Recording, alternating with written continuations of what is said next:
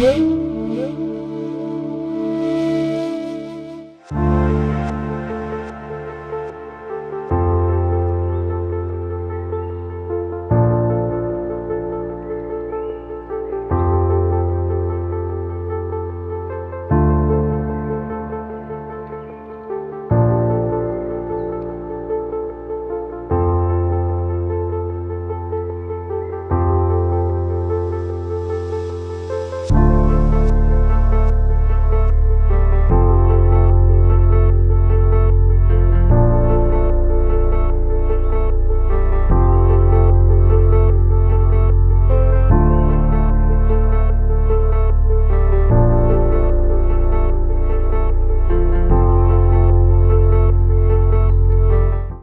this chapter, Lord Bhaktivedanta explains about the material nature, how the soul can develop detachment from the matter. Actually, the soul is, since being a part and parcel of Krishna, it's a pure. When the soul is situated in its original platform, is unaffected. The moment he thinks is a product of the three modes of material nature, he gets entangled.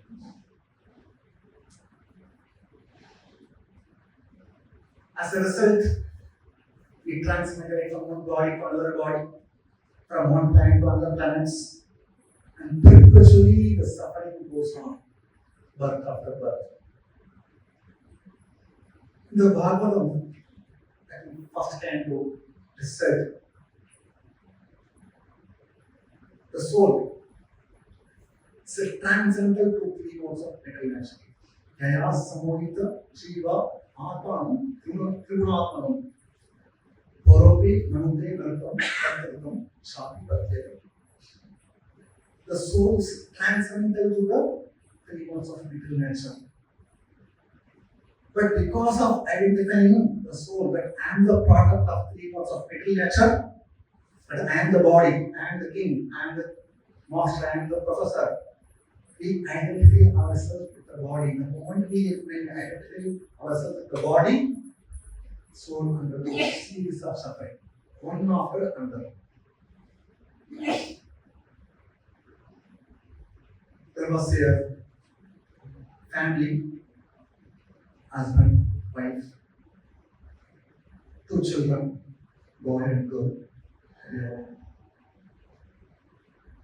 4-year-old, 6-year-old boy. All of them went to attend a family function. They want to return to home. They had to pass through some area, like a forest area, where there is no houses or buildings are there. So when they were going towards their home,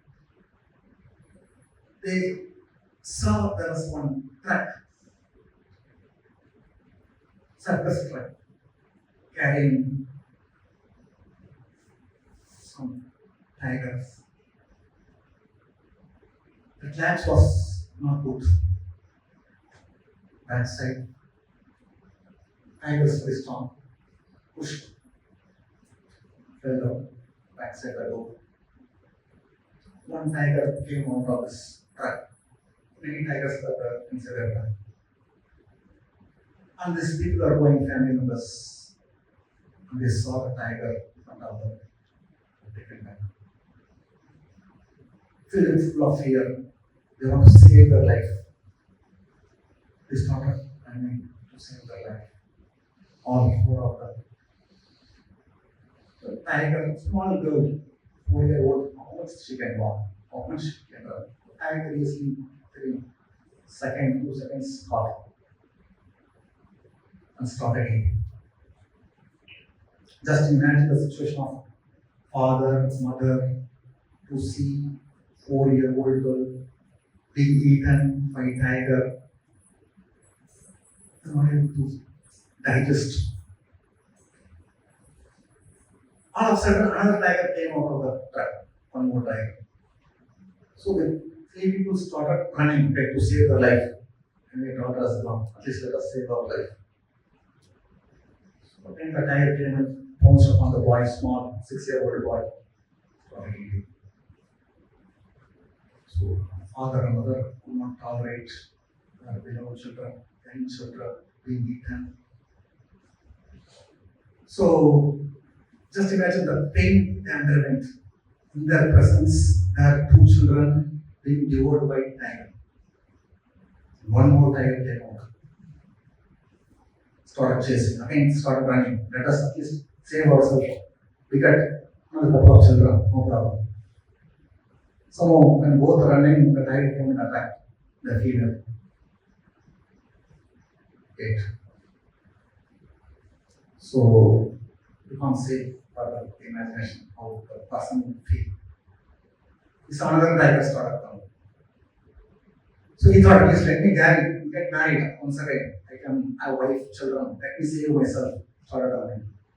So he was chased by a tiger and somehow he climbed one wall and cut out of one tree branch so that he can save himself. So he did not see that tree was off-cut, the branch was off-cut.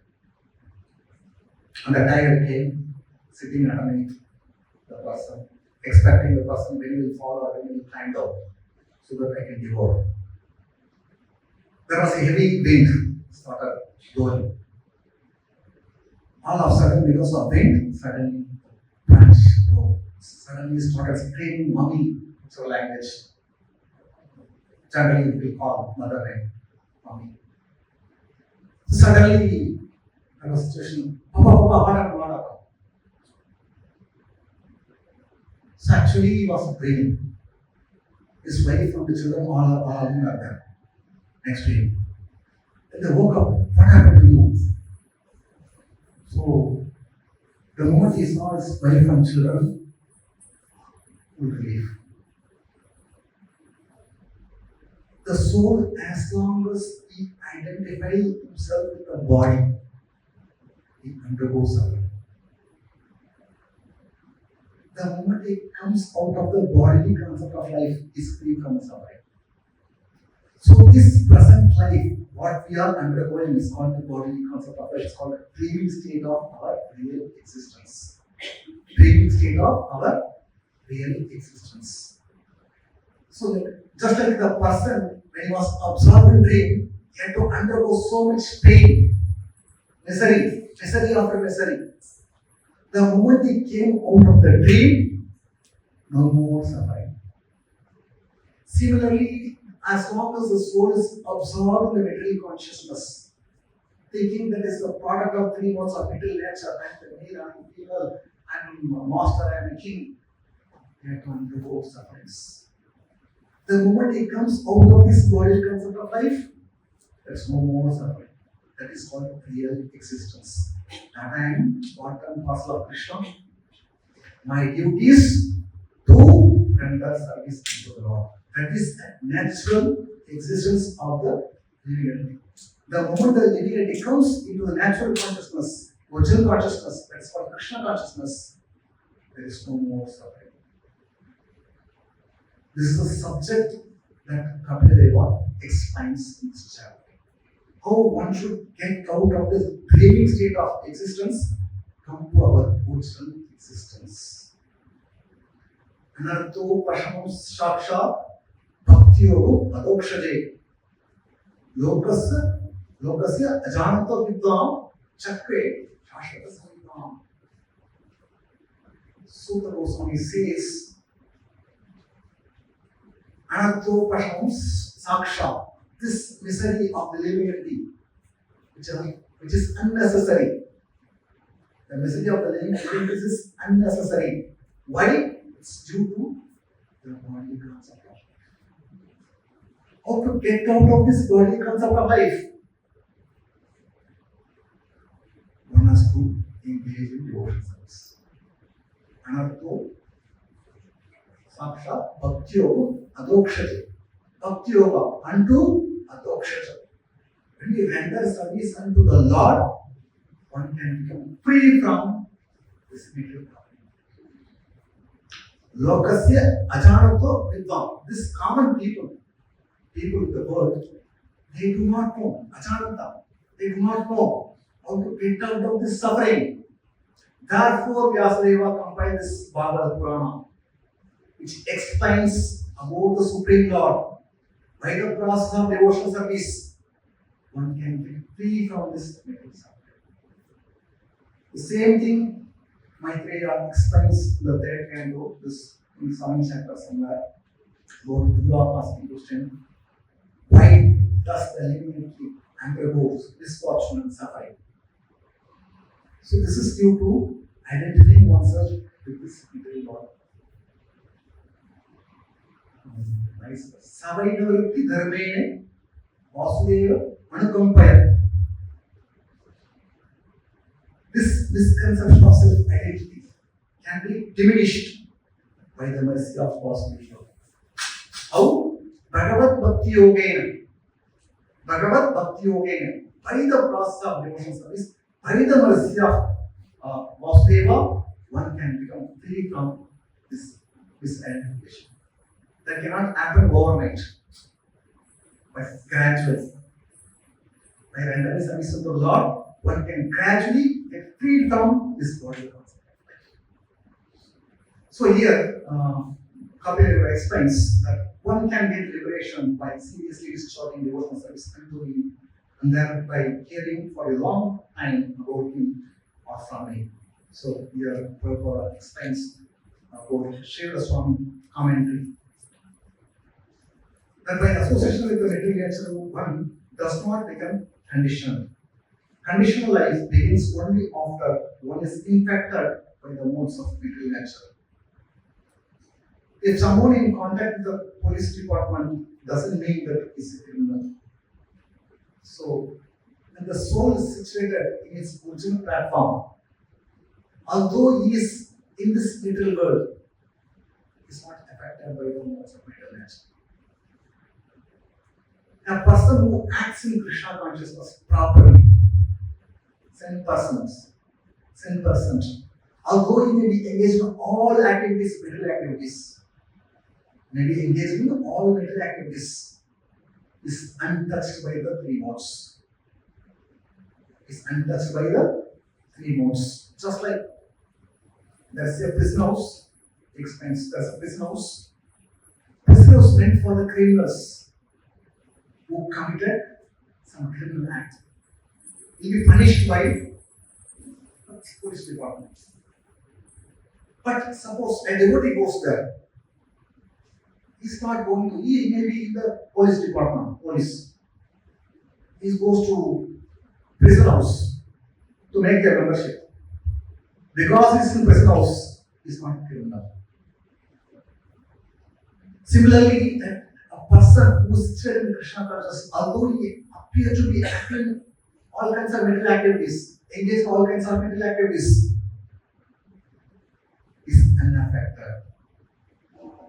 Is unaffected by the three modes of nature. Ya isya Hare Dasa Karuna Masagira Niklastu Api Avastasu Jivan Mukta Samucheti. A person who acts with body, mind, words for the satisfaction of the Lord, 10% is liberated even if is engaged in material activities. Because its only purpose is to how to please Lord by its action. In other words, one who acts in Krishna consciousness is liberated, even though he may be living in this material world, is unaffected, untouched by the modes of material nature. Krishna explains the Bhagavad Gita, the 5th chapter. Brahmani adaya karmani sangam tekva karobhya. Jipyate rasa avena atma kapram namasla. When one does works without any attachment, sangam tekva, although he may be working, but he renounces the fruits of action and surrendering the self unto the Lord. Anyone who works is what? Taking the fruits. But surrender the fruits to Lord is unaffected by the sinful reaction.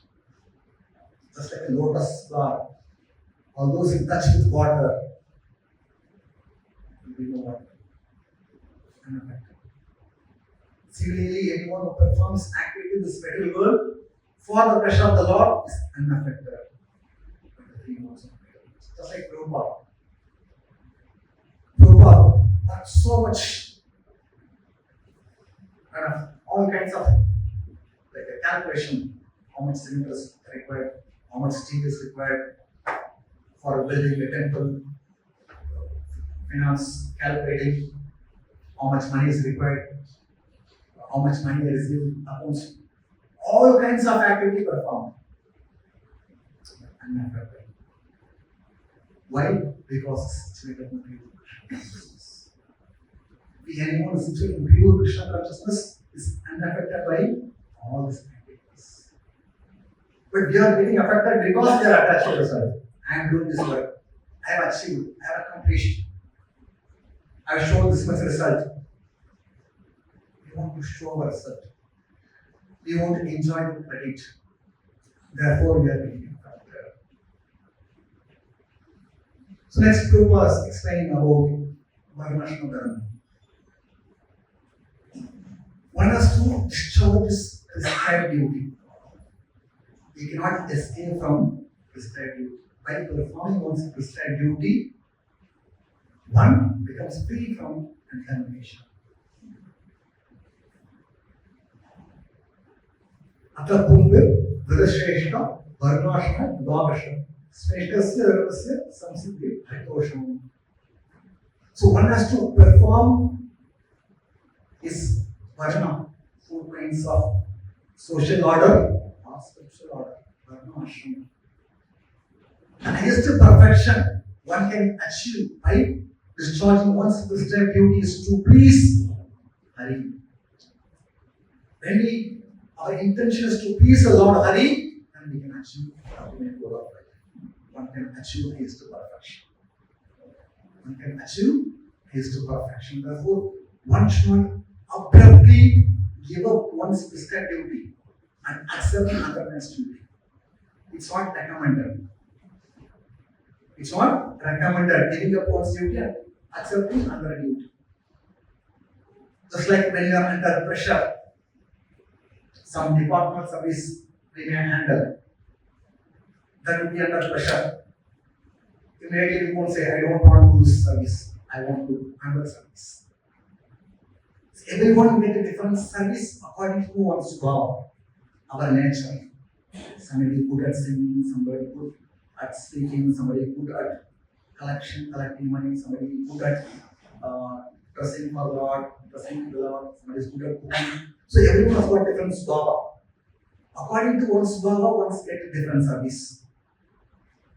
And when there is a pressure, one immediately wants to do that. I want to do that.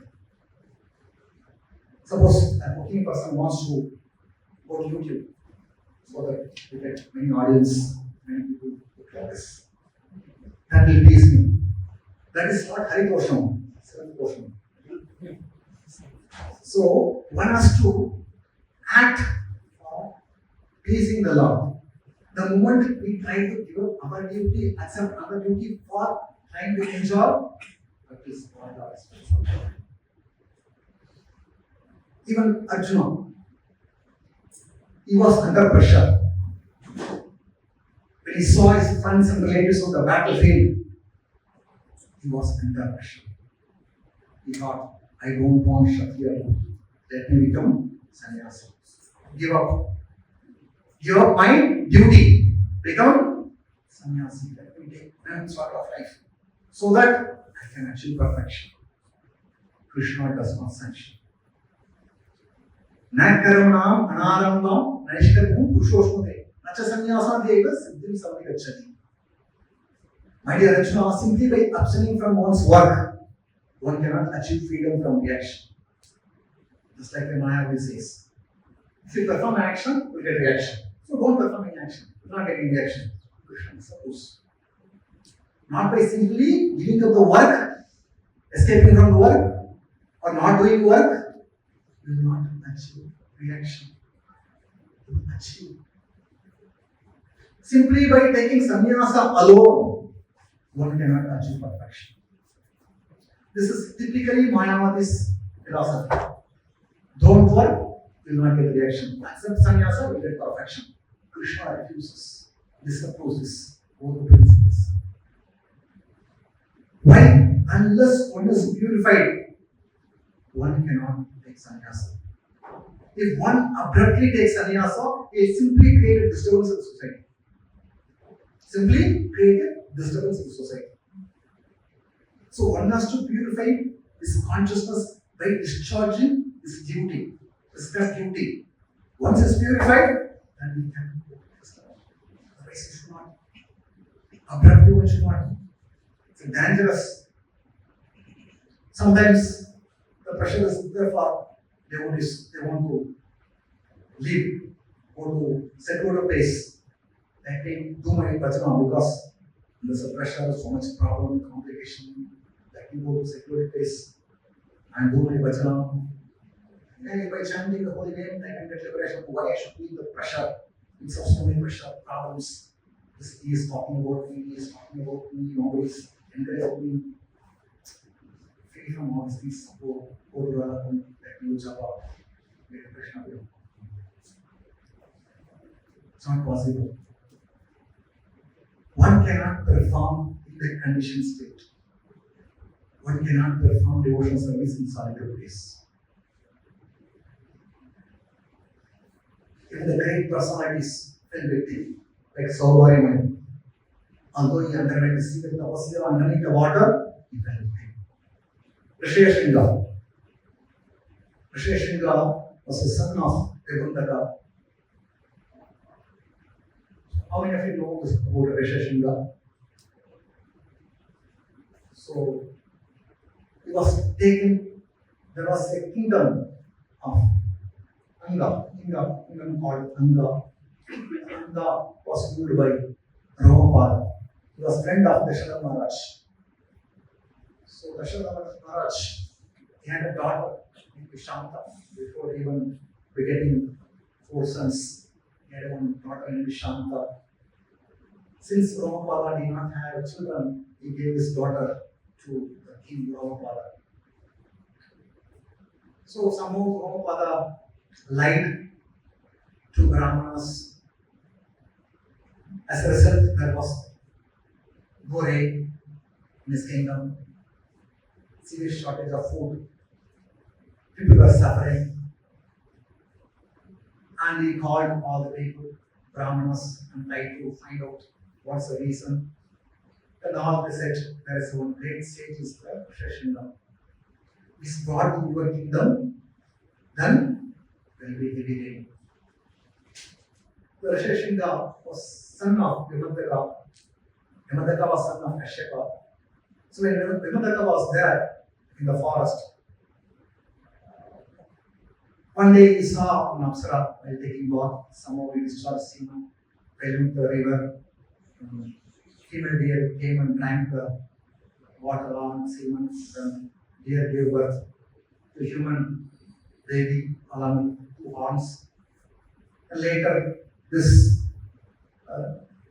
boy was handed over to Vimandaka.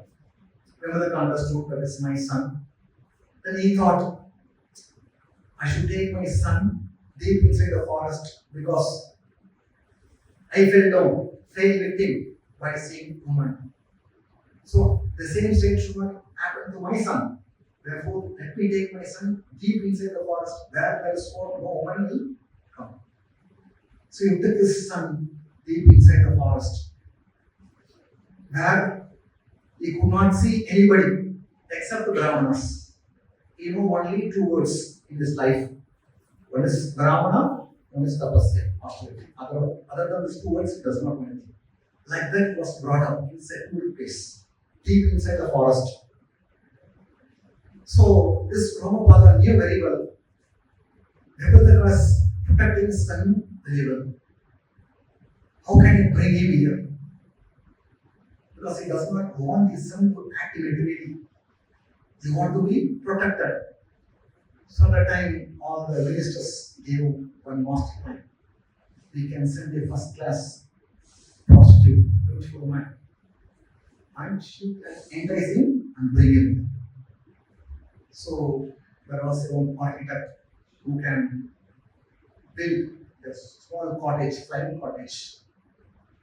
She went to the cottage, stayed near the ashram of Sri. So that she was watching carefully when Vimala was going out, when is coming, what time is coming, carefully watching. So when Vimala went out in the morning, she entered, she took some sweets. So this Brahmana, Sri thought she's a Brahmana because he does not have any conception of male, female, all business. He must be Brahmana. She was wearing dhoti, like a Brahmana. So he immediately invited, "Oh Brahmana, please come to my house, my house. Let me go and bring water to wash your feet." No, actually we don't do. As per our custom, we just embrace each other. So he thought the Brahmana. So immediately he could feel some kind of pleasure which he did not get. Then she gave nice food stuff to him. They had nice talk, and she went. And he started contemplating on Brahman. He completely was disturbed. Father came, was sitting on the Brahman. "My dear son, what happened to you? I am not seen like you, like this in the past." See, he described everything, and the mother understood. Please don't entertain any kind of person. They will cheat you, take you away. So father was giving good advice. Son was not ready to take. He's interested in the ground. So next day, again, when Radha went out, the woman again came. So he was pleased. As soon as he saw the Brahman, he was pleased. "See, my father is troubling me. Let us go to your ashrama. We go to the tapasya there. We go." So then the woman brought to the kingdom of Ganga. Then there was a heavy rain. We can see here, although such an exalted person taken deep inside the forest, Maya did not know. So secluded place is not so secure unless there is the association of devotees. Just like Shaudari, he fell down although he was in secluded place. So one has to be in the association of devotees and practice devotional service. Once,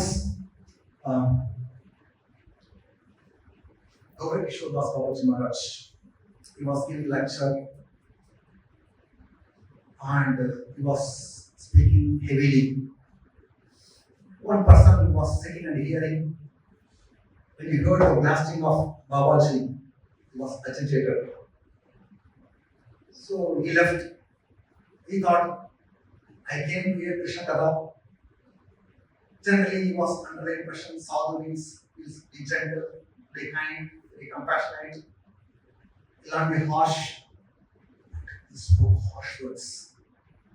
He was agitated. He left the group of his devotees. "Let me practice my bhajana in a solitary place." So he was practicing, again his mind was disturbed completely. He came back again. So at the time, Babaji said, "My dear so and so, why did you leave the association of devotees? Why do you want to practice devotional service outside?" Actually, when one hears about the signs of Krishna in the association of devotees, can enrich his consciousness. Liberation is wide open for the person who hears Krishna consciousness in the association of devotees. On the other hand, one who goes to a solitary place to practice devotional service will be caught by Maya. Will be caught by Maya. Please never give those from devotees. Then the person said, no, actually I came here to get some shanti, some peace. So, but when you spoke harsh words, you disturbed me. Therefore, I thought, let me practice devotional service outside. Then coming here and getting blasted. Then Baba said, actually, the sadhus who speak harshly, the harsh words will drive away the Maya. They are the real friend of the Jiva. The sadhus who are exalted egoists, who speaks harshly to drive away riches of Maya, is a real friend of the Jiva. Please never give up the association of devotees. So, they may think that they may practice devotional service in a solitary place, nicely done, being the temple, getting blasted, hearing about some criticism, that may be allowed. No. One may be victimized by Maya. So therefore, one has to discharge one's duty, even if it is not in proper. Then accepting another man's duty. Because a person who performs duty will not be affected. Just like a Kshatriya, he has to kill, he has to tell lies for the sake of diplomacy. He will not be affected. Vaishya has to tell lies to get profit. For Vaishya, it is fixed for 14% profit. He can earn 14%. Within that, he can tell lie, he will not get affected. Suppose you have to sell some product, I purchased at the cost of 100 rupees. I can tell, actually, I purchased this product for 150 rupees. I am giving the actual price. No profit for me. Because I know you very closely. You may not know him. Because I know you very closely, I am giving the actual cost. So we will taste more. It doesn't take any profit. He's giving, it's my friend. But he tells lies. So even though he tells lies, he will not get affected. But if he tells, he sells at the cost of 150 instead of 115 or 114, he will get affected. So everything has got policy. That is the Shastra. So when one discharges devotional service, even though it may not be correct to tell lie, but he will not get affected, he will not get physical reaction for that. But if he does something extra, he will get action. So one has to discharge his duty. There was one washerman. He had one ass and one dog. Generally, he has to put one glass cloth on the backside of the ass. And he would not feed the dog and the ass. He would not feed the dog and the ass. But you would get more work from the ass. And dog also thankfully got it out when he's not there. One day, both of them are upset because they are doing our duty, but they are not fed properly. They are not taken care of properly. So one day, one thief came to the watchman house at night. The watchman was sleeping. The thief was looting all the whatever items he had. So the ass started saying to the dog, see, thief has entered and is looting, you bark, take up our master, so that the thief will run away. In this way, they can protect the property of our master. Ass is loyal. The dog said, who is the master? This fellow is not feeding us properly and is taking work. Why should I wake up? Let the thief can loot all the money and go. He is not fed us properly. So the answer, at least he has fed us half stomach. Further should be loyal to him. The dog said, I will not bother. So the ass started braying. The thief looted everything and went. So washerman constantly hearing the braying of the ass. The ass actually disturbed the sleep of the washerman. He became very angry. Constantly started beating the ass. although the ass was wild, the duty of waking up the man's is duty of the dog, not the ass. Because the ass took the position of a dog, it got beaten. Therefore, one should not imitate other person's duty. One should not try to occupy another person's duty. So next year, we don't have time, so many points are there. Next, Prabhupada explains about Shrutis, two kinds of Shrutis. One is, because Kapilya says that one can get liberation by seriously discharging devotional service unto me and thereby hearing for a long time about me. So one can attain liberation by hearing from me or hearing about me. So hearing from me is nothing but Krishna, Bhagavad Gita. Two kinds of Shruti. One is spoken by the Lord, one is spoken about the Lord and devotees.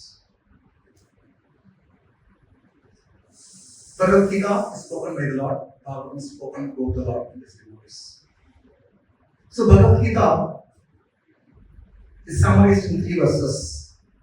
Just like in Bhagavatam also, importance of Bhagavatam is summarized in 3 verses. Many things are the different ways of approaching Bhagavad Gita. So one can understand Bhagavad Gita in 3 verses. What is Bhagavad Gita says? What Bhagavad Gita says? The essence, the summary, the entire Bhagavad Gita is 3 verses. What are the 3 verses? Can anyone say?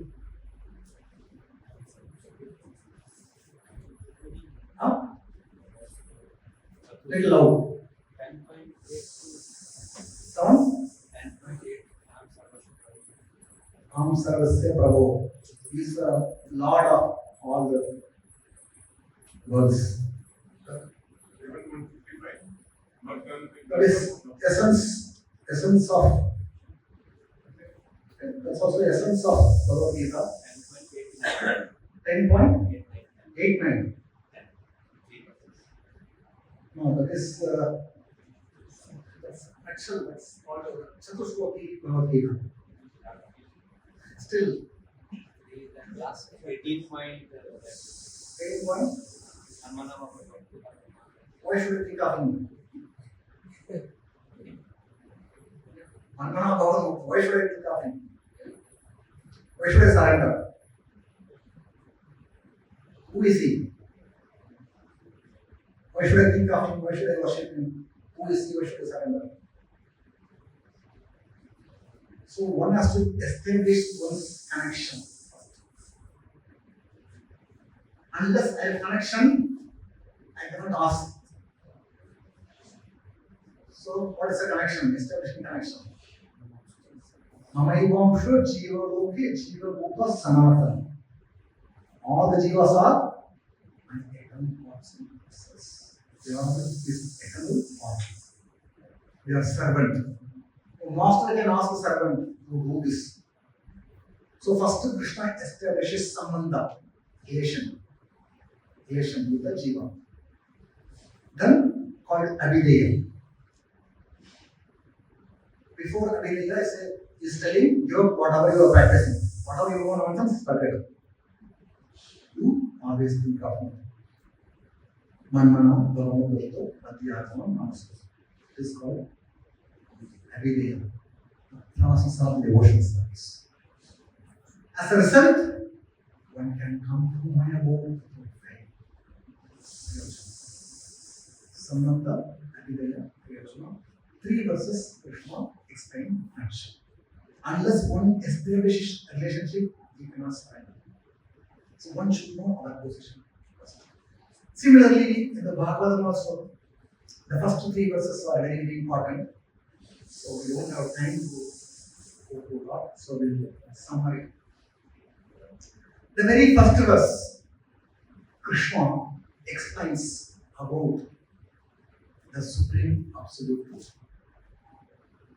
Om Namo Bhagavate Vasudevaya Janmalasa Ekovaya Vitarachatu Agnisvarata Tene Brahma Hidaya Adhikave Niyanti Surya Tejo Vata Murta Hidavimyo Tatra Ishakovisha Dhamma Sveda Sada Krista Putam Satyam.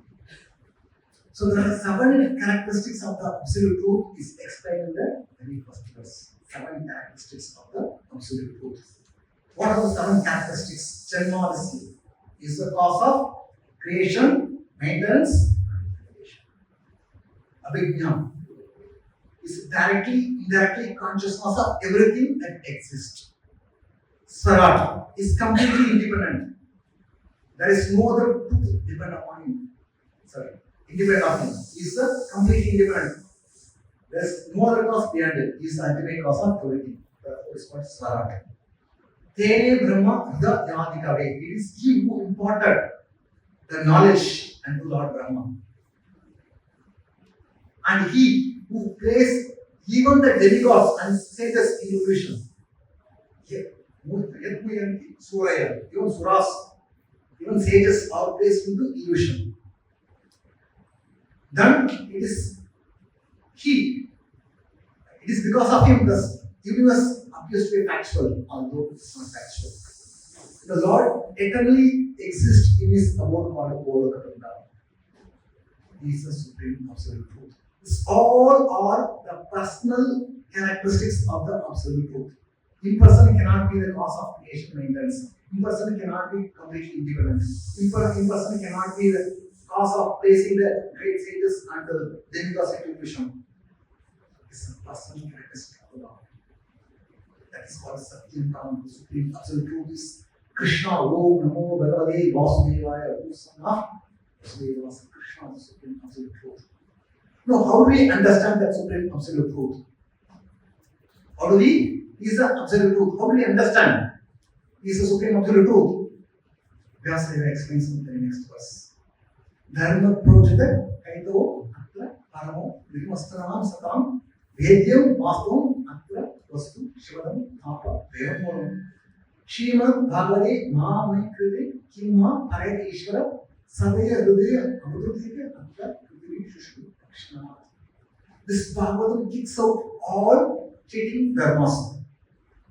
Whereas Bhagavad Gita ends with the Sarva Dharma. Yes, Bhagavad begins with kicking out all dharmas, which are materially motivated. This Bhagavad Dharma profound highest truth, which can be relished or understood by Paramahamsa. Only Paramahamsa can understand Bhagavad.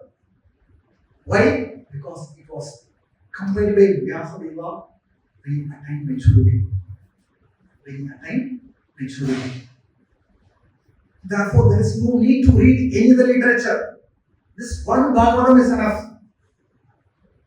This one Bhagavatam is enough. Just by hearing Bhagavatam, by culture of this hearing Bhagavatam, God is established in one's life. So, one can understand Bhagavan by reading or hearing Bhagavatam. Next, he explains how one should understand Bhagavatam. By understanding Bhagavatam, by hearing Bhagavatam, one can understand Krishna. Now, how one should hear Bhagavatam? One should hear Bhagavatam from the persons like the Sri Goswami, pure devotee of the Lord. One should relish this Bhagavatam from the pure devotees like Sri Goswami or his representative. Unless we hear Bhagavatam from pure devotees, one cannot understand Krishna. One cannot understand Bhagavatam. So, in the entire Bhagavatam, these 3 verses are very, very important. And supreme absolute truth is Krishna. By hearing Bhagavatam, one can understand that supreme absolute truth. And from whom one should hear Bhagavatam? Pure devotees. So, when we hear about the glories of the Lord, one has an access to reach the abode of the Lord. Now, how to develop to taste hear about Krishna? What is the verse? Vasudeva Katarachi. Shushusho Swadhadanasya Vasudeva Katharuchi. Syama Sevaya Vipra Niyatita Nishkana. So when we render service unto pure devotees who are free from all kinds of vices, one develops taste for him in old Vasudeva. When one renders service unto Vaishnava, who is pure, one develops taste for hearing about Katha, Vasudeva Katha. Taste for hearing about Krishna. One who develops the urge to hear Krishna, Srimadam Sadara Krishna, Punyashavana, when one develops urge to hear about Krishna, Krishna being a Paramatma, understand this person is eager to hear about me. Therefore, when we cleanse his heart, whatever material contaminations there, all is cleansed by the Paramatma, because that person we develop urge to hear about Krishna. So next, so the question is Nashta Praisha Badreshu Nityam Bhagavata Sevaya Bhagavad Uttama Shloke Bhakti Bhakti. By regularly hearing Bhagavatam, by studying Bhagavatas, book Bhagavata, person Bhagavata. Both one has to serve both, book Bhagavata and person Bhagavata. By serving both the Bhagavatas, devotional service unto Lord is established in one's heart. As a result, he becomes free from Kama, Krodha, Lobha, and become peaceful, situated in Sattva-guna. And that is the only way one can go back to God. This is called the Bhagavad Dharma. There are two dharmas. One is Varnashram Dharma, second is called the Bhagavad Dharma. So Varnashram Dharma is not possible. That's kicked out by Chaitanya.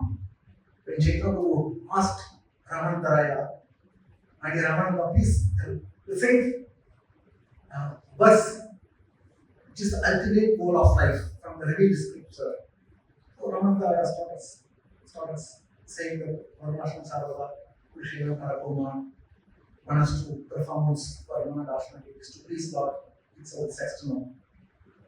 Then he started Brahma Bodha Prashnatma, not possible. Sarva One Pratija, no, that also not possible. So last he came to his Brahma's prayer. Plus, Jnane Priyasmodapasi Mante, Shrimanti Sangopitam, Bhadiya Bhavam, Stane Sta, Shrivaram, Tanvan, Manavi, Priyasu, Chitakatam. So one has to forget whatever nonsense he has learned. Simply has to, he is here with body, mind, words.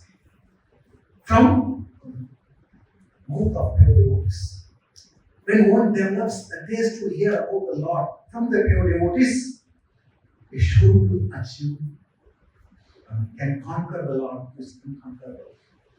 So the ultimate essence of what Kapila was telling here is one should develop urge to hear about Krishna from the mouth of pure devotees. In this way, one can go back to God. Since we don't have time to end this class. So, Prabhupada ki, Bhagavad ki,